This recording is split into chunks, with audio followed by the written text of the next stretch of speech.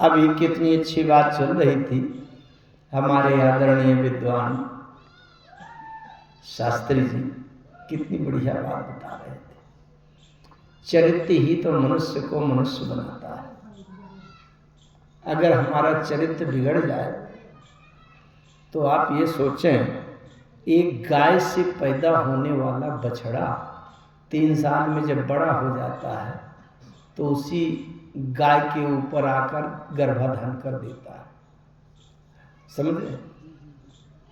मनुष्य ही एक ऐसा है कि जिसके ऊपर ये आचरण का प्रतिबंध और आचरण चरित्र लगा है कि हमारी माँ कौन है और बहन के साथ क्या करना है और पत्नी के साथ क्या करना है। अगर हम भी ये आचरण भूल जाएं तो हमें और भैंस में, भैंसा में, घोड़ा में, गधा में अंतर क्या रह गया?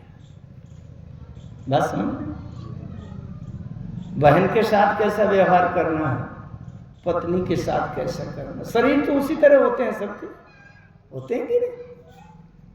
ये बात जो भूल जाता है कि हमें किसके साथ कैसा व्यवहार करना चाहिए, वही गधा घोड़ा होता है। और ये आचरण अगर हम सावधानी से अपनी मर्यादा, संस्कार सुरक्षित रखते हैं, इसीलिए हम मनुष्य हैं। कहाँ बैठना है, कब बोलना है, कैसे बोलना है, क्या खाना है, क्या नहीं खाना, किसके साथ कैसा व्यवहार करना है, किसके बराबर बैठना है, किससे नीचे बैठना है, किसके सामने ऊंचे बैठना है, ये सब बातों का अगर ध्यान नहीं है, किससे कैसे बात करना है, कौन से शब्द लगाना है, अगर ये हम भूल गए तो फिर हम मनुष्य नहीं, हम भी घोड़ा, गधा, सांप, बिच्छू की तरह, है ना? यही तो अंतर है राम और रावण में। ध्यान दीजिएगा, राम के नाम में रा अक्षर पहला है, तुला राशि है, पेपोरारी चित्रा नक्षत्र है, और यही रा अक्षर से रावण का नाम भी है। दोनों की राशि एक है ना? राम में भी रा अक्षर, रावण में भी रा अक्षर, लेकिन राम और रावण का अंतर उसी तरह है कि जैसे रात और दिन, आकाश और पाताल, अमृत और हलाहल विष, इसी तरह है। क्यों? केवल एक अंतर है मित्रों। आगे कथा के विस्तार चलेंगे रोज के रोज, उसमें लक्षण बताए जाएंगे। अगर एक अंतर हम नहीं करते तो हम भी पता नहीं कि रावण बनने जा रहे हैं कि राम बनने जा रहे हैं।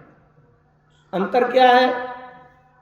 राम जी जब सवेरे सवेरे जागते थे, उठते थे, बिस्तर छोड़ते थे, किसी किसी को आदत होती है कि सवेरे नींद खुली, आंख मिचमिचाते जा रहे हैं और कहते हैं चाय लाओ। राम जी चाय नहीं मांगते थे। क्या करते थे?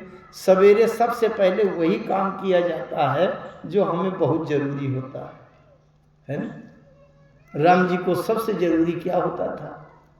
पूज्यपाद गोस्वामी जी महाराज लिखते हैं, प्रातः काल उठी कहे रघुनाथा,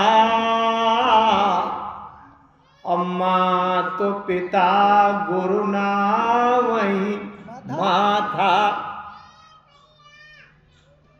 संभवतः मैंने पिछले साल भी ये बात कही होगी।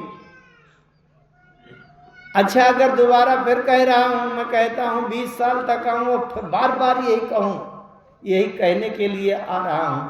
अगर इतना सा हमारे जीवन में आचरण नहीं आया तो अभी कथा हम अंदर हमारे नहीं घुस पाए। हम माता पिता अपने से बड़े बुजुर्ग गुरुजनों के प्रति कैसा व्यवहार करें, ये समझना आवश्यक है। अगर केवल कान से कथा सुनते हैं, हंसी चुटकुला वाली बात सुनाई गई, ताली बजा दिया, हा हा कर दिया, वो कथा का उद्देश्य नहीं है। कथा से एक बात तो हमारे जीवन में कम से कम आवे। तो राम क्या है? जो माता पिता गुरुजनों को सुबह शाम उनके चरणों में सिर रखकर प्रणाम करें, वो राम। और मां नहीं मात पिता नहीं देवा, असाधुन सन करवा वही सेवा, जिनके यह आचरण भवानी, ते जान्यो निश्चर सब प्राणी। निश्चर रावण क्या है? जो माता पिता साधु संत देवी देवताओं को न माने, वो रावण। अब हम स्वयं अपना अपना ये जीवन देख लें कि हम रावण हैं कि राम। जो लोग अपने घर के पड़ोस के बड़े बुजुर्ग सम्मानित व्यक्ति माता पिता कैसे हो, उनमें कोई कमी हो वो जाने, लेकिन हमारा कर्तव्य है अपने माता पिता को प्रणाम करें, उनकी आज्ञा का पालन करें, सेवा करें, सम्मान करें। केवल इतना करना आप शुरू कर दो, मैं कहता हूं 1 साल नियमित करके देखो, आपके अंदर रामत्व का गुण आने लगेगा। और धीरे धीरे यही आचरण आप 12 साल तक कर लो, आप में आधे राम जी के लक्षण आ जाएंगे अपने आप। करके देखो, इसमें पैसा नहीं लगना। अच्छा, अपने माता पिता को अगर हम प्रणाम करें तो इसमें कोई हमारी अपमान है क्या? बदनामी है क्या? कोई निंदा लाज है क्या इसमें? जिसने हमको जन्म दिया, पालन पोषण किया।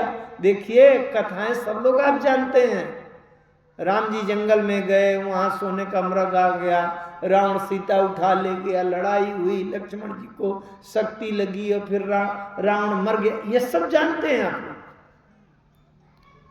लेकिन हमारे जीवन में राम कथा कैसे उतरे?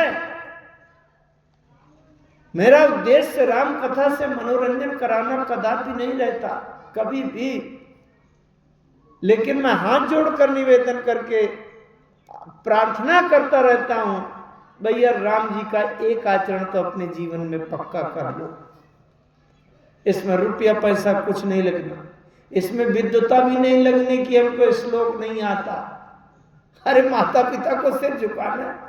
और एक बात और बताऊं, नीचे से सिर उठाने में तो बल लगाना पड़ता है, और ऊपर से नीचे झुकाने में क्या है? डाल दो चरण।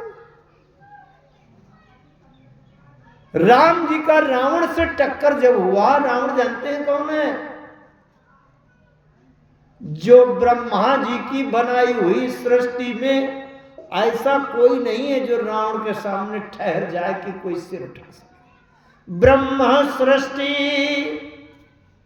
जहां लगी तनुधारी, 10 मुख बसवरती नर नारी।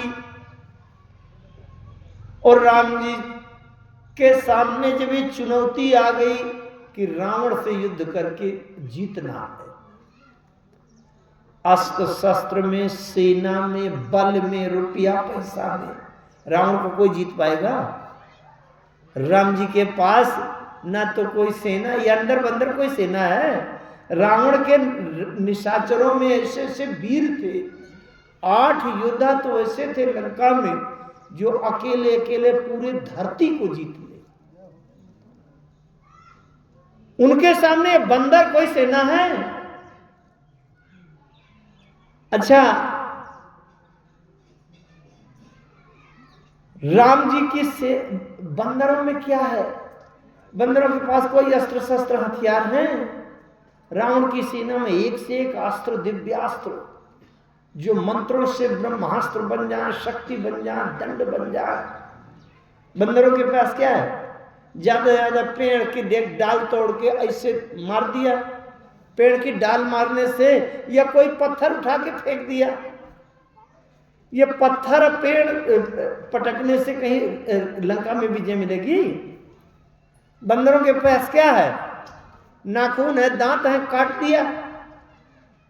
ये नाखून से नोच कर और दांतों से काटने पर लंका के राक्षसों से कोई जीतेगा?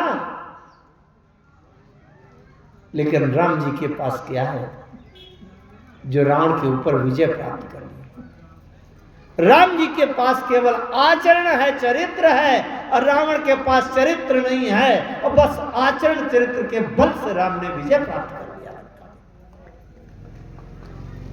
अगर हम रावण जैसे शत्रु पर भी विजय प्राप्त करना चाहते हैं तो माता पिता गुरुजन बड़े लोगों के चरणों में प्रणाम करना शुरू कर दो मित्रों। तीनों लोगों का विजेता रावण जैसा शत्रु भी आपके सामने अगर आएगा तो उसके ऊपर भी विजय आपकी होगी, अगर माता पिता गुरुजनों के चरणों में सिर रखते हैं, उनका आशीर्वाद आपके साथ। सबसे पहले महत्वपूर्ण बात तो ये राम जी के आचरण चरित्र यश क्यों गाते हैं, उसी तरह की मानसिकता बने, उसी तरह की सोच बने, उसी तरह का स्वभाव बने, बोली भाषा बने। राम जी ने आज तक अपने जीवन में पूरी रामचरितमानस में बता दीजिए एक शब्द ढूंढकर कि राम जी ने किसी को कठोर शब्द बोला, किसी को गाली दिया, किसी को चुभने वाला शब्द कहा। जब रावण आया युद्ध के लिए, रावण ने राम जी से कहा, रे आज करो खलुकाल हवाले, पर्यो कठिन रावण के पाले। बड़ी लंबी चौड़ी बातें किया रावण ने। आज बयर सब ले निबाही, जौरन भूप बाज नहीं जाई। राम जी ने कहा, अरे लंकेश्वर सब सही है, लेकिन तो बात न करो, दिखा दो करके। ये कहा, एक शब्द कठोर नहीं कहा राम जी ने। ये राम का स्वभाव है। प्रभाव तो व्यक्ति का तब स्थायी होगा जब उसका स्वभाव ठीक होगा। स्वभाव अच्छा नहीं है और जबरदस्ती का प्रभाव 2-4 साल से ज्यादा नहीं टिकता। आइए, अभी मैंने कोई कथा प्रसंग नहीं शुरू किया, लेकिन सारे कथा का निचोड़ है ये। जिस व्यक्ति के हृदय तक मेरी बात पहुंचती हो, अगर एक व्यक्ति भी ये बात मेरी स्वीकार करे तो मेरा कथा कहने का जीवन भर का प्रयास सार्थक हो गया, धन्य हो गया। अब मुझे पूरी दक्षिणा मिल गई अगर एको व्यक्ति इस बात को स्वीकार। मैं केवल अपनी प्रशंसा के लिए कथा नहीं कहता मित्र।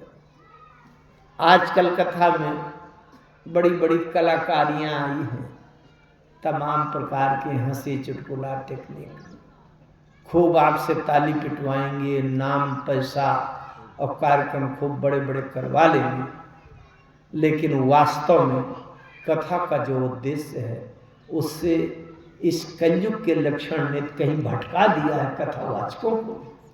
मैं किसी की निंदा बुराई नहीं कर रहा, लेकिन कथा का उद्देश्य ये है कि राम की गाथा सुनाकर, राम का चरित्र, राम का आचरण, राम का व्यवहार बताकर राम जी के जैसे लक्षण जीवन में आवें, इसके लिए अगर प्रेरणा मिलती है तब तो कथा सार्थक है।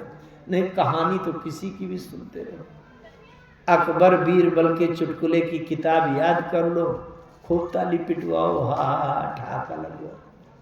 यह हमारे जीवन का उद्देश्य नहीं है। आप विचार करें, जिस दिन इस शरीर से जीवन की अंतिम सांस बंद होगी उस दिन कोई चालाकी चतुराई हंसी चुटकुला काम नहीं आएगा। केवल हमारे जीवन का आचरण स्वभाव और जो हमने भगवान की उस निष्ठा में, चरित्र में जो आचरण किया होगा वही काम है। बड़ी अच्छी बात। आइए मैं कुछ कथा प्रसंगों में आपको ले चलूं।